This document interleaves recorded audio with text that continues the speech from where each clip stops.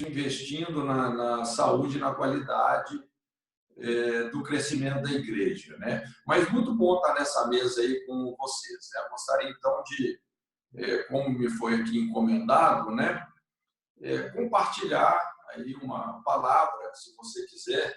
Aliás, é um versículo aqui muito conhecido, né, lá no Salmo 90:12, o famoso Salmo de Moisés, quando ele fala assim: ensina-nos a contar os nossos dias para que alcancemos coração sábio. Não é?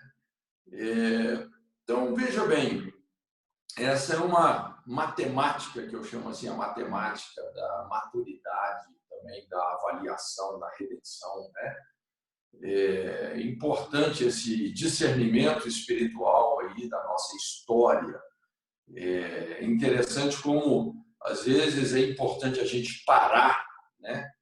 E dependendo dos sintomas que a gente enfrenta, das situações que a gente enfrenta, a gente poder fazer um mapeamento, né? Mapeamento é algo que precisa ser atendido quando a gente trabalha mais com as questões assim terapêuticas, né? Esse conceito é muito valioso. Então, é algo de Deus para as nossas vidas, né? A nossa história, ela sempre pode ser salva, reeditada, ressignificada, redimida. Então, aprender com a nossa história. Alguém já disse que viver e não aprender é uma das maiores tragédias humanas, né? Tem gente que não amadurece, só envelhece, né? Então, como seguir no ministério? A vida, às vezes, ela exige esses momentos, assim como a gente tem passado aí agora, né? Toda essa pandemia, tudo isso que tem balançado o mundo. Então, a vida exige alguns momentos de reflexão, de avaliação. A vida é uma só e é relativamente curta. Se a gente for parar para pensar, é bem curta, humanamente falando. Então, Jesus, é interessante que ele, em muitas das suas parábolas, ele estabeleceu alguns diagnósticos fundamentais para a igreja, né? Como lá em Lucas 15, a parábola do samaritano, ele estava dando ali um retrato realmente da igreja, né? O que estava acontecendo nos bastidores da igreja, em muitos outros lugares. Mas eu acredito que o principal texto bíblico onde Jesus aprofunda essa conversa é lá em Apocalipse. Então, se você até puder, aí, deixa a sua Bíblia aberta aí em Apocalipse, os capítulos, né, 2 e 3. Você pode ler o Apocalipse, estudar o Apocalipse com uma expectativa escatológica, vamos dizer assim. Isso é bom, eu gosto de escatologia, mas isso te leva para um território onde você precisa saber lidar com a especulação humana, não é? Porque, assim, Apocalipse, a gente nunca sabe exatamente como vai ser toda essa revelação, descortinar de todas essas coisas, né? Mas também nós podemos ler o livro de Apocalipse, estudar Apocalipse com uma expectativa redentora, né? E eu gosto muito dessa conotação, né? Porque Apocalipse não é o fim do mundo, é a redenção da terra, tudo aquilo que foi perdido em Gênesis é redimido em Apocalipse, o que não foi purificado pelo sangue vai ser purificado pelo fogo, né? Essa terra não vai ficar com o anticristo, muito pelo contrário. Nós vamos experimentar uma reconexão com tudo aquilo que foi perdido em Gênesis. Então, esse realinhamento final da terra com a eternidade, onde Jesus é o alfa e o ômega da criação e da redenção. Então, é um livro muito tremendo, Apocalipse. Mas é interessante que o livro de Apocalipse também obedece essa lógica ensinada por Pedro, né, que o juízo sempre começa pela casa de Deus, né? O juízo sempre começa pela igreja, depois Israel, as nações, por fim o diabo e todos os seus adeptos, né?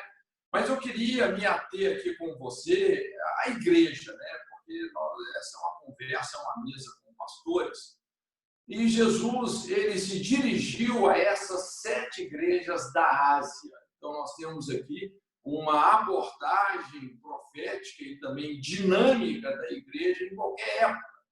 Então, de alguma forma, cada igreja, cada líder, em qualquer época que seja, pode se identificar com essa abordagem, né? Então, veja bem, pensa aqui comigo, vamos parar aqui um pouquinho. Se Jesus fosse escrever uma carta para a sua igreja, se Jesus fosse escrever uma carta para a minha igreja, qual seria o conteúdo dessa carta?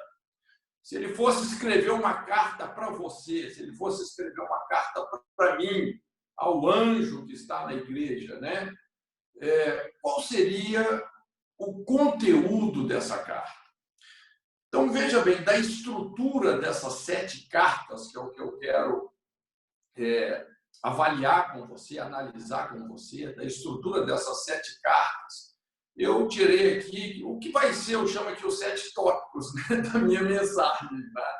Eu quero compartilhar 7 coisas de forma bem objetiva com você. Primeiro, nós vamos falar sobre lembrar os feitos, depois avaliar a história. O terceiro ponto aí, amar a correção, depois cultivar caráter, projetar o futuro, calcular o preço e, por fim, discernir o momento profético que nós estamos vivendo. Então, esses tópicos, eles estão aí embutidos ou implícitos no propósito de Jesus ao escrever essas 7 cartas, né? As 7 igrejas que estavam na Ásia e que, de certa forma, representam e sempre representaram toda a igreja ao longo da história, né? Mas o primeiro ponto aí, vamos lá, é lembrar os feitos, né? Esse histórico de serviços, esse exercício de memória é muito interessante e eu creio é muito importante para todos nós, né? Lembrar os feitos, lógico, sempre reconhecendo a Deus em todos os seus caminhos, né? Como a Bíblia fala lá em Provérbios, reconhece em todos os seus caminhos. Então, Jesus, ele fala praticamente para todas as igrejas: eu sei as tuas obras, o seu trabalho, a sua paciência. Inclusive, aí nessa oração de Moisés, né, no Salmo 90, ele fala: confirma sobre nós as obras das nossas mãos. Então, a Bíblia afirma que tudo debaixo do sol é vaidade, porém a nossa obra dele não é em vão. Então, é quando nós alcançamos esse entrosamento da obra de Deus em nós com a nossa obra em Deus. Ninguém pode nos tirar o que nós fizemos para Deus. Então, esse galardão é nosso. A sua devoção, a sua oração, a sua pregação, evangelismo, o cuidado de pessoas, todo esse trabalho dedicado, isso reflete na eternidade de muita gente, né? Por isso, lá em 1 Coríntios 15, 58, é um texto que eu gosto mais, quando Paulo fala assim: portanto, meus amados irmãos, sede firmes e constantes, sempre abundantes na obra do Senhor, sabendo que o vosso trabalho não é vão no Senhor. Então, veja bem, lembrar os feitos, isso produz fé, né? Um indubitável reconhecimento da presença de Deus. Porque, rapaz, Jesus é a razão e a explicação dos milagres, dos resultados obtidos. Então, isso nos leva a uma profunda adoração. Lembrar os feitos também nos ajuda, vamos dizer assim, manter o ritmo, ou seja, incentiva a firmeza, disciplina, intensidade devocional. Quando a gente começa a lembrar os feitos, os inícios, né, isso produz também um discernimento cada vez mais claro do nosso chamado, da nossa identidade ministerial. Jesus disse que a sabedoria é justificada pelas obras. Lembrar os feitos também produz alegria, esperança, né, aquela, vamos dizer assim, adrenalina espiritual. E isso não apenas é bom, mas é vital. A alma se nutre de esperança. Então, lembrar os feitos gera um testemunho profético, é algo inspirador. Também lembrar os feitos tem a ver com situações que nós suportamos, aprendemos, superamos, transformamos, ultrapassamos limites, né? Limites físicos, ministeriais, teológicos, geográficos. Puxa vida, quanta superação na nossa história. Vamos acumulando aí um saldo, um depósito formado por essas excelentes memórias, as boas lembranças, né? Como a gente estava aí há pouco se lembrando do nosso início aqui em Curitiba. Lembrar os feitos também reforça o grande valor que precisa ser dado aos pequenos começos, né? A importância da fidelidade nas pequenas responsabilidades. Eu sempre digo, quanto menos Deus nos dá para começar um empreendimento, mais Ele está investindo em nós. Então, curiosamente, para todas as igrejas, Jesus repete isso. Eu sei as tuas obras. Então, boas ou más, certas ou erradas, aprovadas ou reprovadas, palha ou rocha, Jesus sabe mesmo quais são as nossas obras. E as nossas obras, queridos, contam diante de Deus, né? Então, quando a gente vai lendo isso aí ao longo dessas cartas, né? Lá em Éfeso, ele fala sobre as obras, o trabalho, a paciência, que eles não podiam sofrer os maus, que tinham colocado à prova aqueles que se dizem ser apóstolos, mas não são, não é? Esmirna, ele fala sobre a tribulação, a blasfêmia dos que se dizem judeus e não são. Em Pérgamo, ele fala, se não negastes o meu nome, quer dizer, uma igreja que não se intimidou, que não se envergonharam, não se amedrontaram. Tiatira, ele fala sobre o amor, o serviço, a fé, a paciência, que as últimas obras eram mais do que as primeiras. Em Sardes, ele fala assim, não achei as tuas obras perfeitas, né? Interessante isso. Filadélfia, ele fala, tendo pouca força, guardaste a minha palavra. Laodiceia, né, confronta Laodiceia ali um processo de esfriamento espiritual, uma igreja morna. Então, veja bem, Deus é um Deus memorial, né? Ele celebra os feitos, seja por ele ou por nosso intermédio. Deus é um Deus memorial. A gente tem vários exemplos assim nas Escrituras, né? Por exemplo, a criação e o memorial do sábado.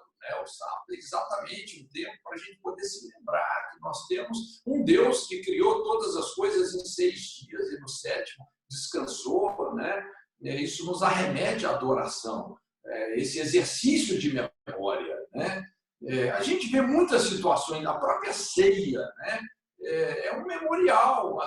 Nós tomamos a ceia nos lembrando do que Jesus fez, tendo a certeza que ele vai voltar. Mas esse é o primeiro ponto. O segundo ponto, onde a gente precisa de aprofundar um pouco mais a conversa, é aqui avaliar a história. Vamos dizer, lembrar os feitos é fácil, é até gostoso, né? Mas avaliar a história é bem mais difícil, às vezes até traumático. É um outro tipo de conversa. É aquela conversa mais séria com a nossa consciência. E muitas vezes, como eu disse, envolve aí um mapeamento doloroso. Então, para isso, primeiro, né, nós precisamos de um equilíbrio entre graça e responsabilidade. Precisamos aprender a nos perdoar, mas também aprender a assumir os nossos erros, né? Jamais podemos usar a graça de Deus como um pretexto que nos afasta da responsabilidade. Avaliar a história também, assim, jamais devemos querer aí nos colocar como juízes do corpo de Cristo. Eu tenho uma certa preocupação, né, com pessoas que confundem ministério profético, né, com fazer alguns julgamentos generalizados da igreja, mas julgar, principalmente situações fora da nossa competência, às vezes pode ser tentador, mas normalmente é precipitado, né? Avaliar a história vai além de lembrar dos feitos, né? Mas fala de lidar com os nossos pecados, os nossos desvios, fracassos, traumas, decepções, cisões, né? Eu acompanho muitas vezes isso de perto na realidade de muitos pastores, né? como, por exemplo, essa questão de divisão de igreja, a gente vê isso na Bíblia, lá o drama de Babel, né? E é incrível, mas uma conclusão que a gente tira de Babel, que às vezes dividir é menos pior do que crescer errado. Então, é interessante, às vezes, a importância da gente saber avaliar essas histórias, né? Lembrar os feitos nos ajuda a avaliar a nossa história, principalmente os aspectos negativos. Ou seja, lidar com essas memórias dolorosas, sentimentos angustiantes, né? Escolhas erradas, caminhos tortuosos que às vezes tomamos, feridas não cicatrizadas, frustrações não absorvidas, relacionamentos que ainda constrangem, tragédias que nos perturbam.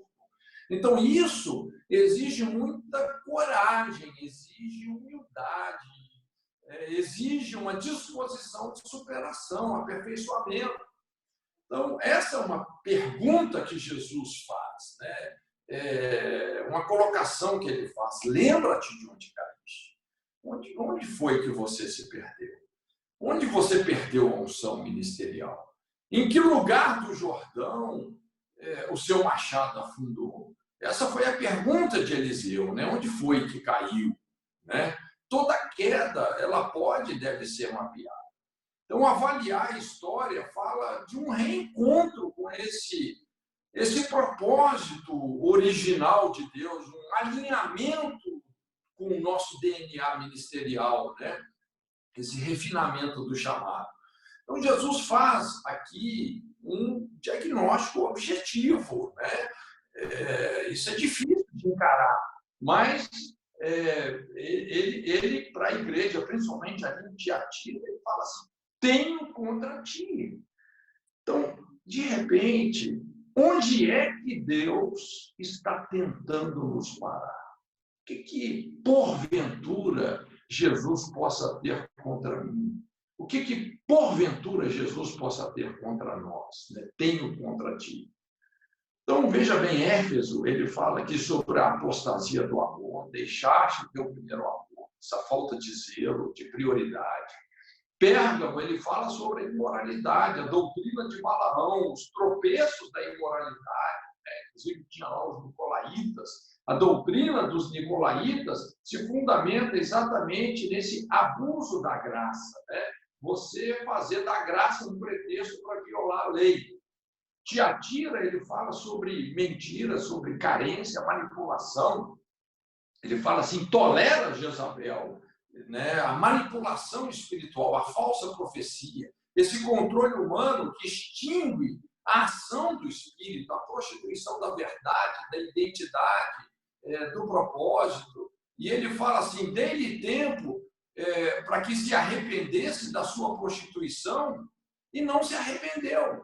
Sardes, ele fala sobre religiosidade, é forte isso aqui que ele fala em Sardes, né? Ele fala assim, tens nome de que vive, mas está morto. Ou seja, né, pessoas que estavam vivendo apenas das experiências do passado, das vitórias do passado, da consagração do passado, uma falsa realidade. Laodiceia, ele confronta esse amor às riquezas, ou seja, uma igreja morna, enganada pelo amor às riquezas. Então vem um diagnóstico trágico, né? Ele fala assim, desgraçado, miserável, pobre, cego e nu. Só faltou dizer que era corintiano, rapaz. Esse negócio aqui terrível. Então veja bem, uma igreja literalmente apostatada. Jesus estava do lado de fora, excluído, pedindo para entrar. Entenda uma coisa, né? Morno não é o frio que está esquentando, mas é o quente que está esfriando. Olha, talvez Jesus não tenha algo a dizer contra você, contra mim, mas talvez ele tenha. Talvez ele tenha, né? Então nós precisamos de avaliar isso. Terceiro ponto aqui é amar a correção. Porque depois de avaliar a história, nós precisamos de corrigir os nossos caminhos, corrigir o nosso coração. Eu acho muito interessante esse princípio da ceia, né? Quando Paulo fala assim, examine-se o homem a si mesmo e tome da ceia. Eu acho incrível o que está aqui. Isso significa que a única alternativa que nós temos é resolver, é corrigir, é acertar, é consertar, é reconciliar. Né? Paulo fala assim, tome da ceia. Não se cogita aqui a possibilidade de examinar a si mesmo e não tomar da ceia. Ele fala, examine-se a si mesmo e tome da ceia. Então, a questão não é apenas seguir em frente, mas nós precisamos de seguir em frente com as coisas resolvidas. Gente, por que muitos líderes estagnam? Por que tanta gente se encontra num teto baixo, onde nunca passam dali? Por que muitos líderes sobem até um ponto e depois entram em decadência? Por que muitos líderes vivem uma rotina de altos e baixos? Uma das principais respostas é essa. Prosseguiram ou estão tentando prosseguir sem resolver situações críticas. Em algum momento de suas vidas, eles rejeitaram a correção e até mesmo insistiram no erro. Por que quanto mais algumas pessoas caminham, mais elas se sentem perdidas? Olha, um pequeno desvio no início, isso reflete num desvio cada vez maior ao longo da jornada. Então, é preciso corrigir, retornar ao caminho, converter o coração. Por que algumas pessoas caem no esgotamento? É interessante a quantidade de líderes sofrendo burnout. Né? O cara se queima. Exatamente porque estão acelerando as suas vidas com as âncoras lançadas. Tem que soltar as âncoras. Não é? Resolver o passado, resolver a história. Tentar navegar com a âncora lançada é muito esforço e pouco avanço. Essa é uma das razões pela qual muitos literalmente pifam no ministério. É interessante, outro dia eu vi alguém fazendo assim um discernimento que eu achei importante, a diferença entre cansaço e estresse. Cansaço é diferente de estresse. O cansaço, ele vem de um esforço intenso, mas o estresse, ele vem de um esforço inútil. Para lidar com o cansaço, você descansa. Você cansou, você descansa. Agora, para lidar com o estresse, você tem que mudar o seu estilo de vida. Isso demanda restauração, demanda uma mudança profunda no estilo de vida. Então, Jesus, ele estabelece uma mensagem de correção muito clara para várias dessas 7 igrejas, né? Éfeso, ele fala isso, lembra-te de onde caíste. Então, a mensagem é clara. Não ignore a sua queda. Não prossiga dessa forma, senão, Jesus, ele fala assim, o seu castiçal será removido, a sua luz vai apagar.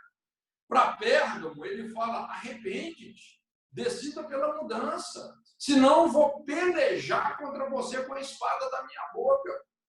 É interessante, né? Questão aqui não é o diabo contra a gente, é Deus contra a gente. Né? De repente não é o diabo que está nos impedindo, é Deus que está colocando a mão no nosso peito e nos resistindo. Tiatira, ele fala assim, o que tendes, retenham até que eu venha. Ou seja, ele está dizendo, não negocie valores, não negocie dons, não enterre os seus talentos, não abra mão das promessas. Eu gosto do provérbio, quando fala assim, compra a verdade, não há vendas, a disciplina, a prudência, a sabedoria.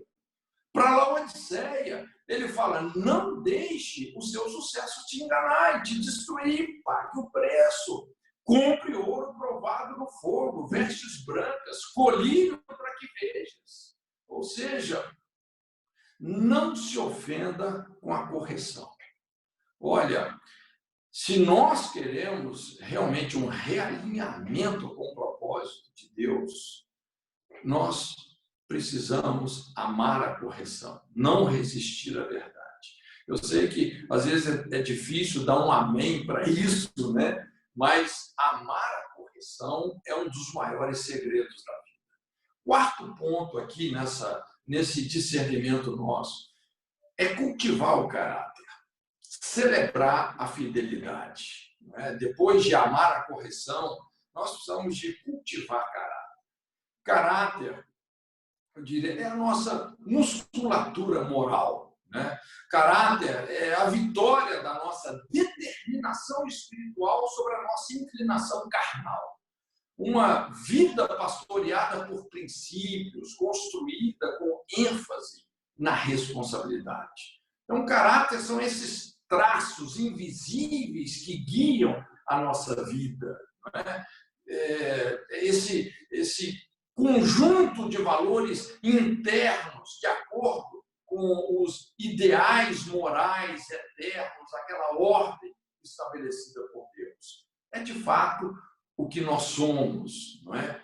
Então, o caráter é quem nós somos, diante das provas, diante das tentações, diante do conhecimento adquirido, não é? Andar na luz que nós temos. Caráter é o que nós somos quando nós recebemos poder, quando nós recebemos uma posição, quando nós estamos sozinhos, quando nós não estamos sendo policiados por outro.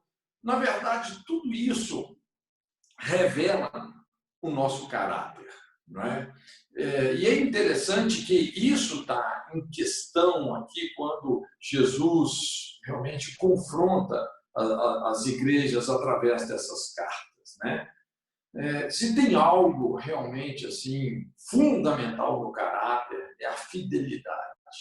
Algo que me impacta na Bíblia, isso como que fidelidade é algo raro. Lá no Salmo 12, versículo 1, o salmista fala assim: salva-nos, Senhor, porque faltam os homens bons, porque são poucos os fiéis entre os filhos dos homens. E olha, achou um homem fiel, invista nessa pessoa. Independentemente dele ter um grande talento, o que está em questão aqui não é o talento, é o caráter, né? Talentos, todos receberam e têm, mas caráter precisa ser cultivado, e às vezes muitos não querem isso. E não existe uma outra forma de cultivar caráter senão pela fidelidade, o exercício da fidelidade, né? Aqui está o verdadeiro preço do discipulado. Para ser leal, você tem que ser corajoso, sem perder a humildade, você saber amar sem bajular, saber discordar sem ser petulante ou arrogante, não é? Eu costumo dizer para as pessoas: olha, nunca fale pelas costas, né? Tenha coragem. Às vezes tem momentos que a gente precisa de quebrar o pau mesmo com alguém. Quebra o pau, fala ali o que a pessoa não só quer ouvir, mas o que ela precisa de ouvir, mas não faça isso pelas costas, né? É interessante como isso é raro no contexto ali do desterro da nação de Israel para a Babilônia. Chegou um ponto, né, que Deus fala com Jeremias, né, lá em Jeremias 5, depois você pode dar uma olhada, e Deus fala com ele assim para andar pelas ruas, pelas praças de Jerusalém, e se ele achasse um justo, uma pessoa que fosse fiel, ele estaria disposto a perdoar toda a cidade. Então, antes de Jerusalém sucumbir ao cativeiro, Deus estava disposto a perdoar a cidade se ele encontrasse uma pessoa fiel.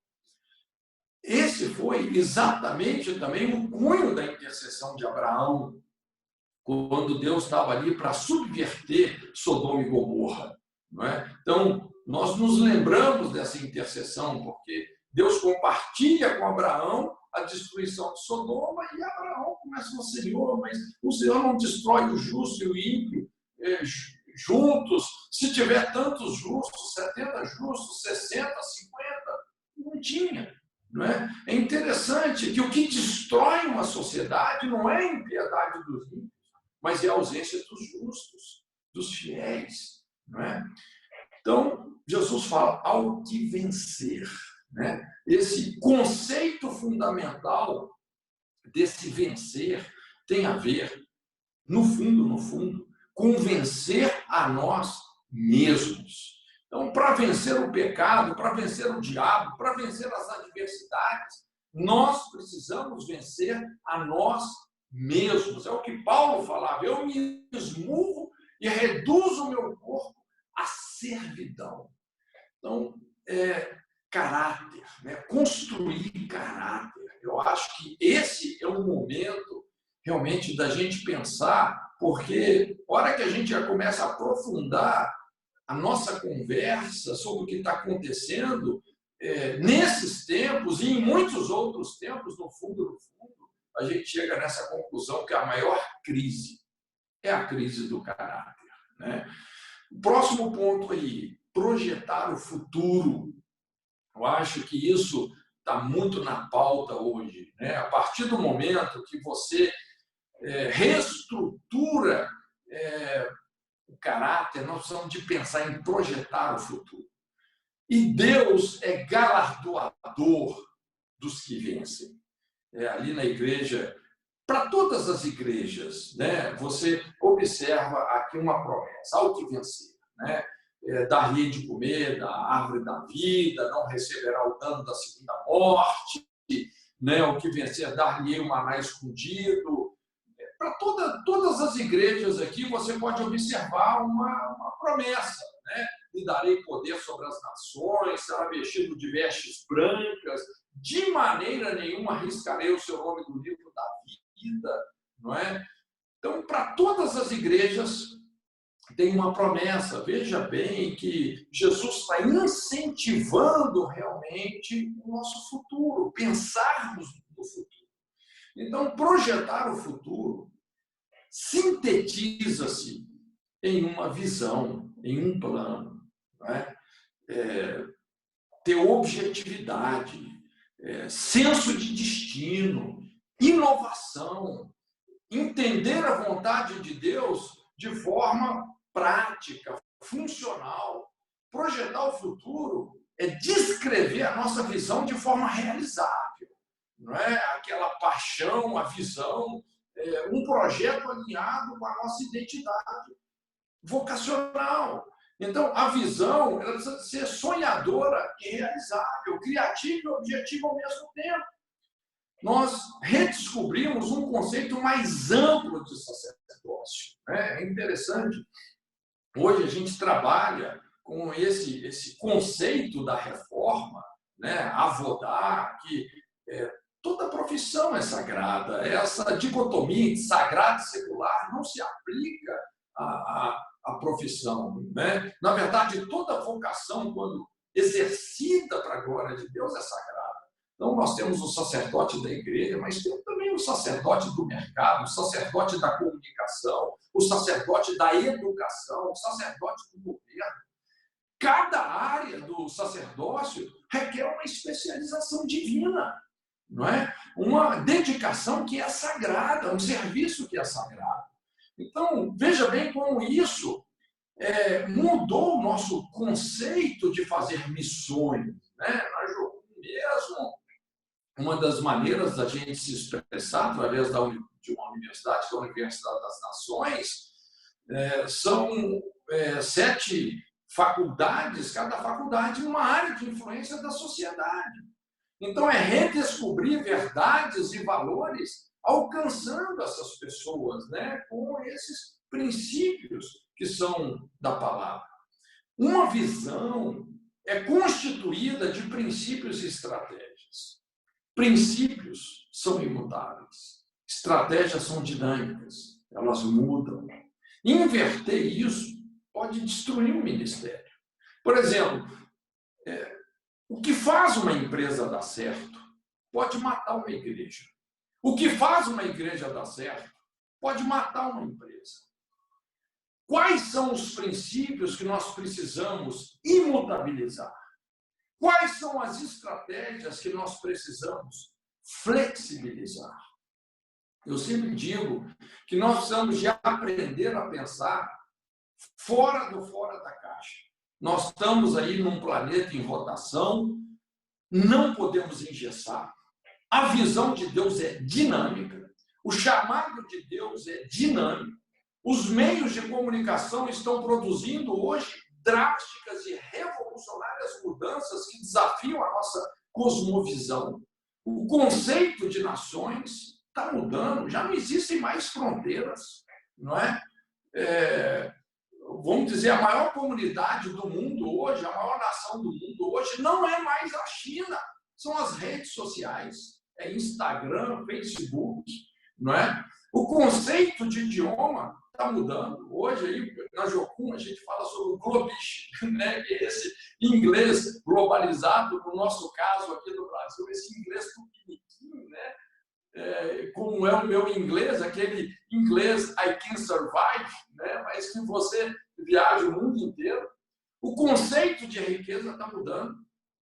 Um novo paradigma aí para os milionários, porque muitos milionários, caras, estão dando fortunas aí para obras humanitárias, porque só ambição material não realiza ninguém. Inclusive, Jesus advertiu sobre essa síndrome da prosperidade louca. Não é? Se a nossa motivação não é cumprir a grande comissão, a gente acaba caindo nisso. Não é? Você prospera, ajunta, e de repente vem aquela voz, louco, hoje pedirão a tua alma. E tudo que você tem preparado para quem será, o que adianta ganhar o mundo inteiro e perder a alma? Então, é esse confronto, né, entre a teologia da prosperidade e a teologia da generosidade, né? O conceito de igreja também está mudando. É interessante. Para cada cristão que congrega, tem 1,5 que não congrega. Isso é uma estatística mundial. Agora, com essa pandemia, é impressionante como a igreja se tornou orgânica na internet. O conceito de missões está mudando. Então, a gente vê uma série de mudanças que exigem uma mudança nas nossas estratégias, nos nossos planos, no nosso futuro, no nosso projeto, não é? Então, não apenas entender o conceito, mas estarmos sensíveis à brecha. É interessante, eu sempre digo isso. Olha, se você quer ser relevante, você vai ter, primeira coisa, discernir aquela brecha da nossa geração que Deus quer que nós fechemos. É assim que nós vamos ser apostólicos, criativos. Busquei alguém que estivesse na brecha. Eu, normalmente, quando eu escrevo um livro, cada um dos meus livros, eles estão entrando numa lacuna, numa brecha da sociedade. É intencional. Eu me exercito intencionalmente em discernir as brechas da geração que Deus quer que eu feche.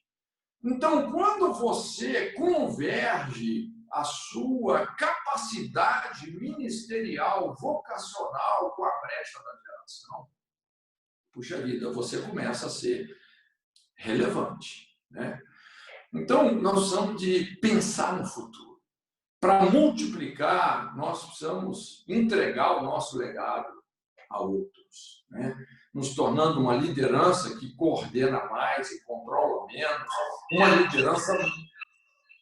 uma liderança mais sacerdotal, menos institucional, uma liderança que prioriza o caráter, que sabe investir no dom, que tem como meta emancipar e não subjugar, que ensina mais do que prega, que educa moralmente. Então, o que nós estamos fazendo aí com os talentos que Deus nos deu, não é?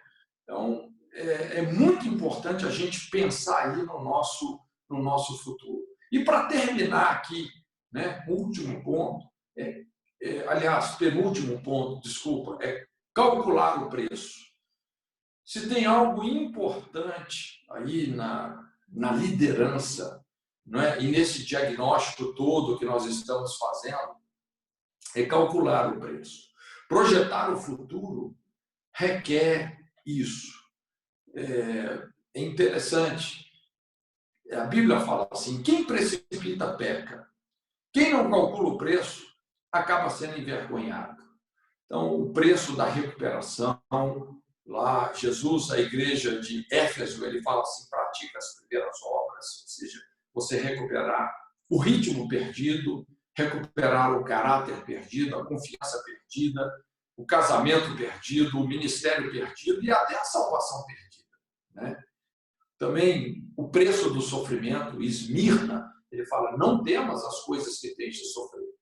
O diabo está para lançar em prisão alguns dentre vós, para ser dispostos à prova, tereis tribulação. tribulação de 10 dias. Então, calcular o preço do sofrimento. Nós somos herdeiros dos sofrimentos de Cristo. O preço da perseguição, lá em Pérgamo, né? Jesus fala sobre Antipas, a fiel testemunha, que foi morto entre vós onde Satanás habita. Ou seja, haverão, Jesus está deixando claro, gente, haverão adversários, né? A gente vê isso na história de muitos grandes líderes. Simei, Sanbalate, Tobias, Gesem, esses inimigos da obra de Deus. O preço da verdade te atira. Verdade tem o seu preço. A todos quantos não têm essa doutrina, não conheceram. Ele fala lá sobre as profundezas de Satanás, né? Então, resistir a essas doutrinas que tentam santificar o profano. O preço da santidade, lá em Sardes, ele fala algumas pessoas que não se contaminaram, não contaminaram as suas vestes, mantiveram a pureza. Jesus fala sobre o preço da perseverança, né, lá em Filadélfia. Guardaram a palavra da minha paciência, não retrocederam da fé. O preço da prosperidade, da verdadeira prosperidade, né, lá Odisseia. Ele fala sobre comprar ouro provado no fogo, vestes brancas. Pagar o preço pelas riquezas sustentáveis, as vestes de justiça, a revelação, né?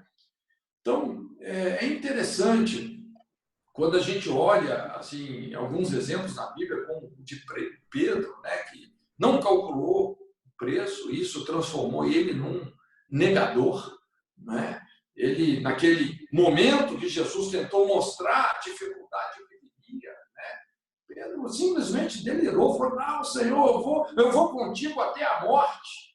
E Jesus falou, olha, Pedro, baseado aí na sua arrogância, eu vou te dizer, antes que o galo cante, você vai me negar 3 vezes.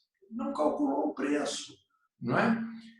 Então, muitas vezes, é isso que acontece. Quando nós calculamos o preço, isso minimiza os obstáculos, isso encoraja outros, né? Impacta muito assim, o testemunho de Paulo ali diante do rei Agripa, quando ele fala assim para o rei Agripa que ele estava disposto realmente a qualquer coisa para ser uma testemunha de Jesus.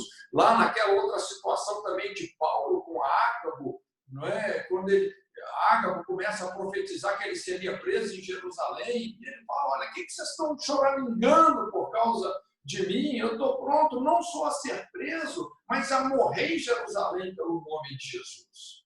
Rapaz, como é que você para um cara desse, né? Um cara desse está cardíaco em Satanás. O cara estava disposto realmente a pagar o preço que fosse. Então, se tem algo que nós precisamos fazer nesse dia, é calcular o preço, não é? Sermos prudentes nesse sentido. E, para terminar, discernir o tempo. Uma compreensão dinâmica do momento espiritual. A Bíblia nos ensina isso. Para todo propósito, há um tempo e um modo. Para todo propósito. E a Bíblia fala, o coração do sábio vai discernir o tempo e o modo. Então, isso é a chave que nos dá inteligência para orar, agir, falar, investir. É interessante entender que o que determina o modo é o tempo, né? Determina a sua roupa, é a estação que você está, né? Mas discernir o momento espiritual. Qualquer palavra de Deus para esse tempo. Eu gosto muito da oração sacerdotal de Jesus, ali em João 17, quando ele começa a oração dizendo assim, Pai, é chegada a hora. Veja bem, não foi o Pai que falou isso com Jesus, foi Jesus que falou com o Pai. É chegada a hora. E quando nós não entendemos o momento, porque às vezes o momento é difícil, o momento é de prova. Por exemplo, ali em relação aos discípulos, eles não entenderam o momento. E quem não entende o momento, foge, dispersa, trai, nega, dorme, desilude. Os discípulos se dispersaram, porque eles não entenderam o momento. Quem não entende a hora, quem na verdade, não entende a hora, acaba frustrando os planos de Deus. Agora, quem discerne o momento profético pode dizer, como Jesus disse, a carne é fraca, mas o espírito está pronto. Veja bem, Jesus seria abandonado, traído, negado, preso, açoitado, humilhado, espancado, julgado, crucificado, seria morto, mas o discernimento daquele momento levou Jesus a essa oração estratégica que foi um escudo para o plano de Deus fluir na sua vida e na vida dos seus discípulos. Me impacta muito quando a Bíblia, lá em Crônicas, fala sobre a bênção dos filhos de Zacar, que eles eram peritos para discernir. Então, veja bem, qual é o momento que você está vivendo? Onde você precisa concentrar os seus esforços agora? Qual que é a palavra que você tem que liberar para esses dias? O que Deus realmente está falando contigo? Né? Qual que é o momento espiritual que você está vivendo como pessoa, como igreja, como família, como nação? Qual que é o momento que nós estamos vivendo? Então, eu quero deixar isso para você aí até como um exercício. Depois, se você puder pensar melhor nessa mensagem. Tá? Lembrar os feitos, avaliar a história, amar a correção, cultivar caráter, projetar o futuro, calcular o preço e discernir o momento profético que você está vivendo. Olha, disso daqui pode renascer uma nova realidade ministerial que será tremendamente impactante. Amém? Deus abençoe o seu coração e passo a bola aí para o nosso querido irmão que está nos conduzindo aí no grupo. Maravilha, maravilha. Ótimo, espetacular, muito edificante. Apareceu só uma pergunta aqui. O Josimar Salum, ele não escreveu, então fala aí. Salum, entra aí no teu microfone, faz a tua pergunta, por favor.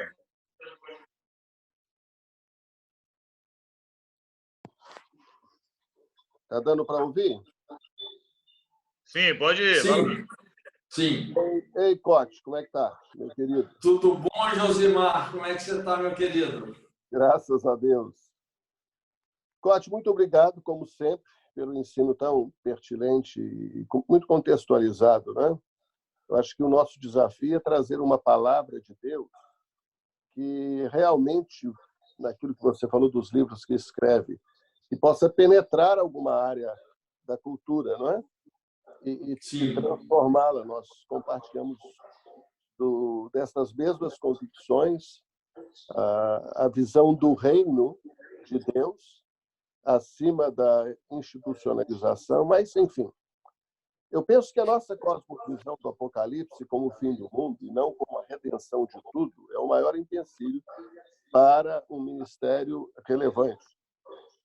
Sim. Eu creio que não é simplesmente voltar ao Gênesis, mas, aliás, Apocalipse significa revelação, não tem nada a ver com o fim das coisas, a palavra Apocalipse significa revelação, né? E o que você ensinou hoje está baseado nas cartas de Jesus, que ele escreveu à igreja, que está em 7 cidades. Ele não escreveu para 7 igrejas, ele escreveu à igreja. Isso.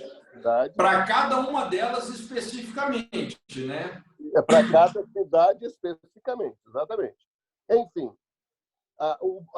não é voltar ao Gênesis, para mim é receber por herança o reino que está preparado antes da fundação do mundo.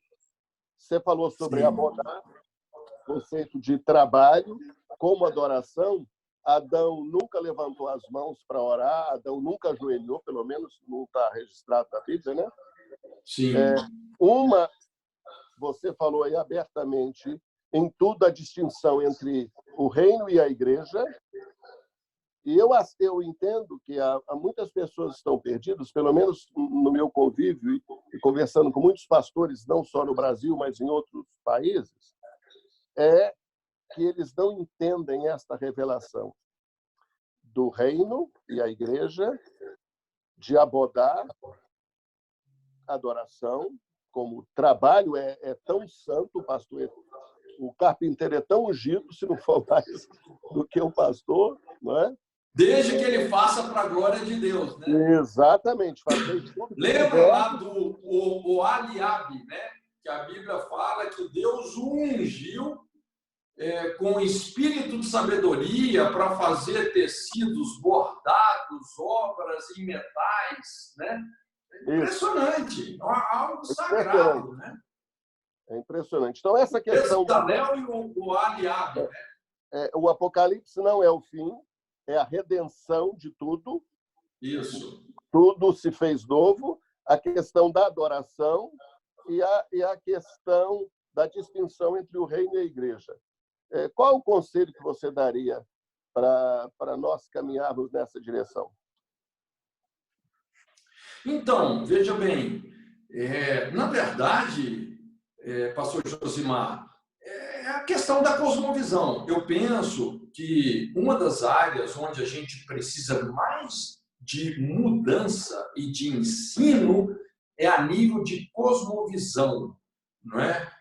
O nosso sistema de crenças. Porque dependendo do nosso sistema de crenças, você vai fazer uma interpretação da realidade totalmente diferente, né? A palavra cosmovisão, uma outra palavra para cosmovisão, a ciência que estuda a cosmovisão é a epistemologia. O que é epistemologia? O estudo das lentes ideológicas do sistema de crenças que nós usamos para a interpretação da realidade.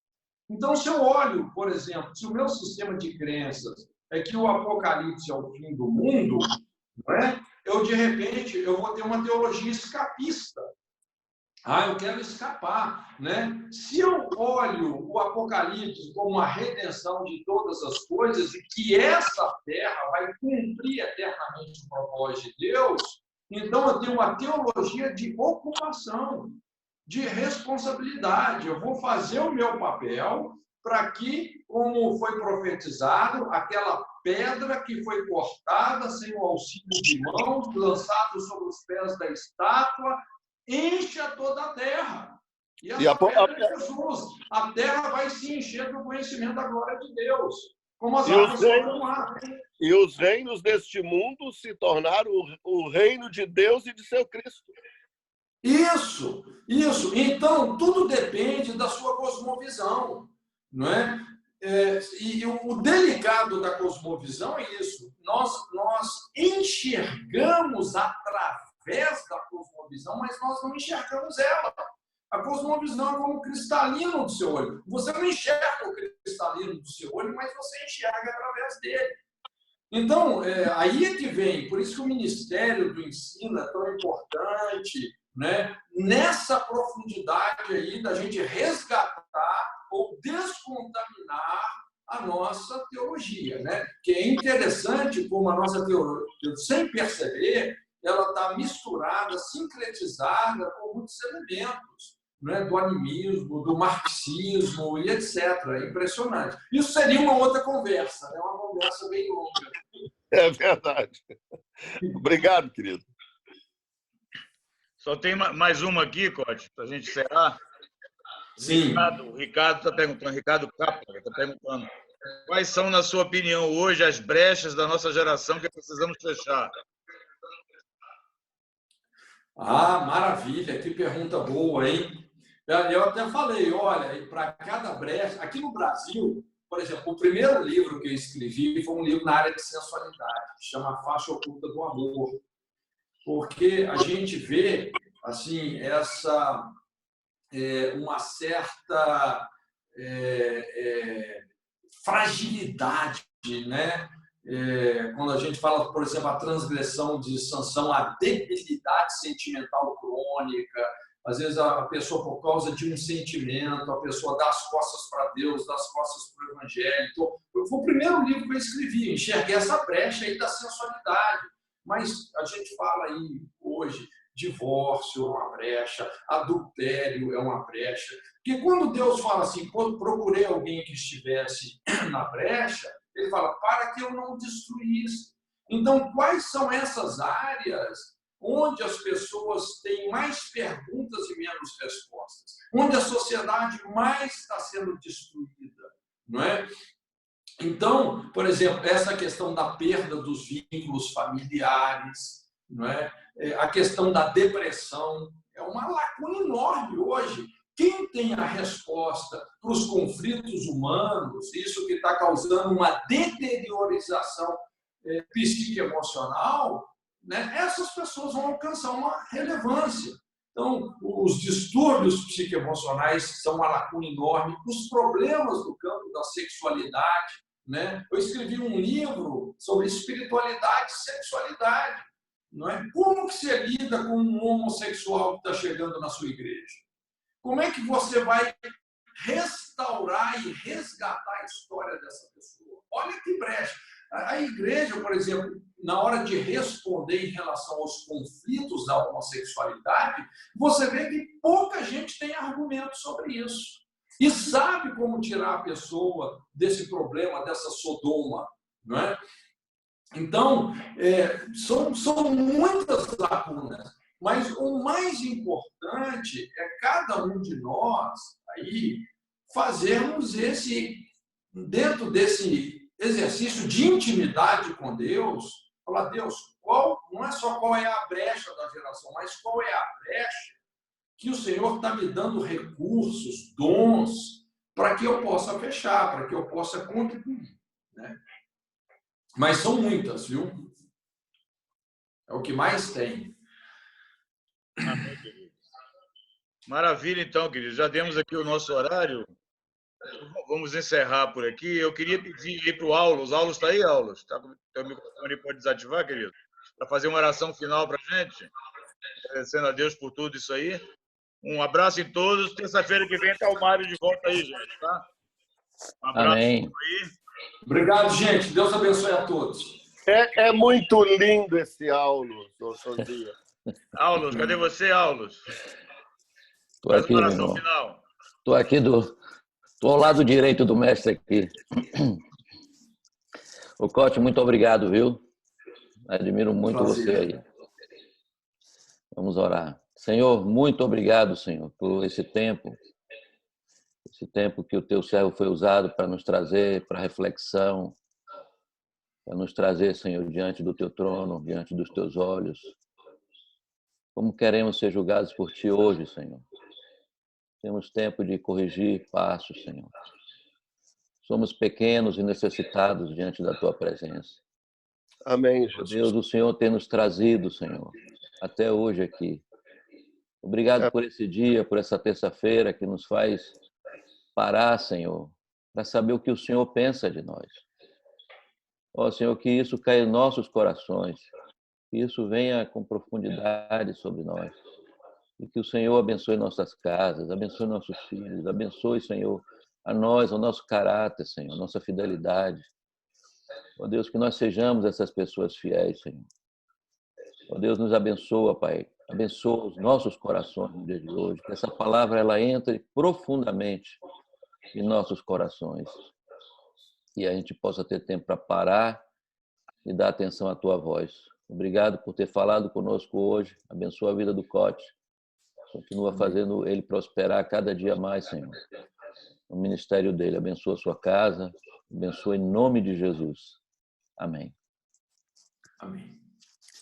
Amém, queridos. Então, né, eu estou desativando aí, vou ativar o som de vocês aí. Quem quiser fazer